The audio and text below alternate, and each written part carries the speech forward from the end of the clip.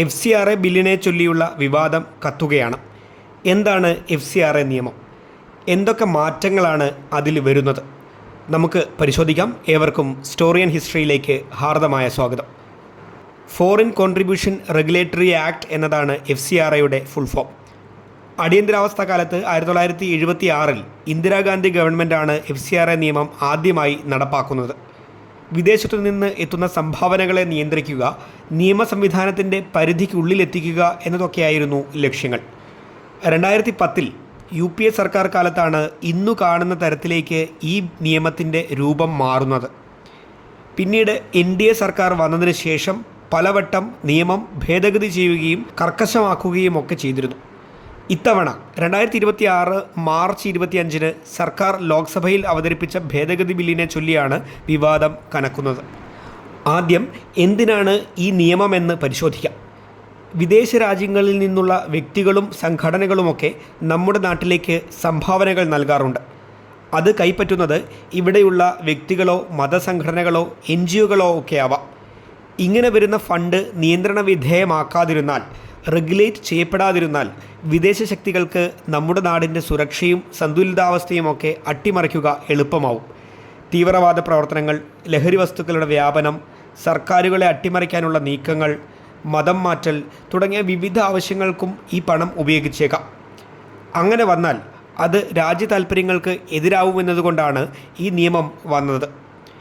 22,000 കോടിയിലധികം രൂപ പ്രതിവർഷം ഇന്ത്യയിലേക്ക് എത്തുന്നുണ്ടെന്നാണ് കണക്ക്.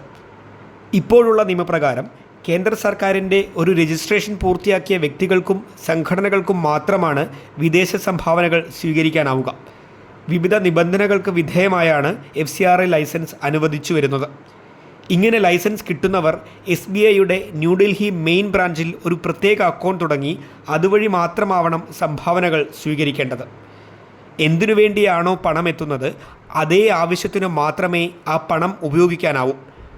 5 വർഷത്തിലൊരിക്കൽ ഈ ലൈസൻസ് പുതുക്കേണ്ടതുണ്ട്. തിരഞ്ഞെടുപ്പിൽ മത്സരിക്കുന്ന സ്ഥാനാർത്ഥികൾ, ജനപ്രതിനിധികൾ, സർക്കാർ ഉദ്യോഗസ്ഥർ, രാഷ്ട്രീയ പാർട്ടികൾ, ജേർണലിസ്റ്റുകൾ തുടങ്ങിയവർക്കൊന്നും സംഭാവന സ്വീകരിക്കാനാവില്ല. ഈ നിയമവും നിബന്ധനകളും നിലവിൽ രാജ്യത്തുള്ളതാണ്. ഇനി ഈ നിയമത്തിൽ കൊണ്ടുവരാൻ ഉദ്ദേശിക്കുന്ന വിവാദപരമായ മാറ്റങ്ങളെക്കുറിച്ച് നോക്കാം.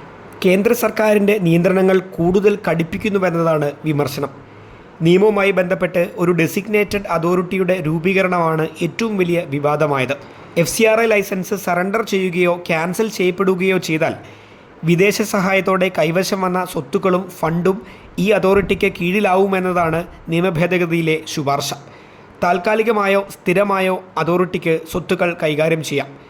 ലൈസൻസ് സ്ഥിരമായി ക്യാൻസൽ ചെയ്യുന്ന സന്ദർഭങ്ങളിൽ സ്വത്തുക്കൾ വിറ്റ് തുക കൺസോളിഡേറ്റഡ് ഫണ്ട് ഓഫ് ഇന്ത്യയിലേക്ക് മാറ്റാനുള്ള അധികാരവും അതോറിറ്റിക്ക് നൽകുന്നുണ്ട്. 5 വർഷത്തെ കാലാവധിയുള്ള ലൈസൻസ് സമയത്ത് പുതുക്കിയില്ലെങ്കിൽ അത് സ്വയം അസാധുവാകുമെന്ന നിബന്ധനയും നിയമത്തിലുണ്ട്. ട്രസ്റ്റ്, NGO മുതലായവയുടെ പിന്നിലുള്ള വ്യക്തികളും നിയമപരിധിക്കുള്ളിൽ വരും. കേന്ദ്ര ഗവൺമെൻറ്റിൻ്റെ മുൻകൂർ അനുമതിയോടെ മാത്രമേ നിയമപ്രകാരം നടപടികളാകാവൂ എന്ന നിബന്ധന സംസ്ഥാന സർക്കാരുകളുടെ അവകാശങ്ങൾ ഹനിക്കുമെന്നും കേന്ദ്രത്തിൻ്റെ താൽപ്പര്യങ്ങൾ സംരക്ഷിക്കുന്ന സംഘടനകൾക്കും NGOകൾക്കും പരിരക്ഷ കിട്ടുമെന്നും വിമർശനമുണ്ട്. ന്യൂനപക്ഷ സംഘടനകൾ പ്രതിഷേധവുമായി വന്നതോടെ നിയമസഭാ തെരഞ്ഞെടുപ്പിൽ ഇതൊരു വിഷയമായി വന്നിരുന്നു. അതോടെയാണ് കേന്ദ്ര സർക്കാർ താൽക്കാലികമായി നടപടികൾക്ക് വേഗം കുറച്ചത്. തിരഞ്ഞെടുപ്പിന് ശേഷം ബില്ല് ഏതു വിധത്തിൽ നിയമമാവും എന്നതിലാണ് ഇനി ആകാംക്ഷ.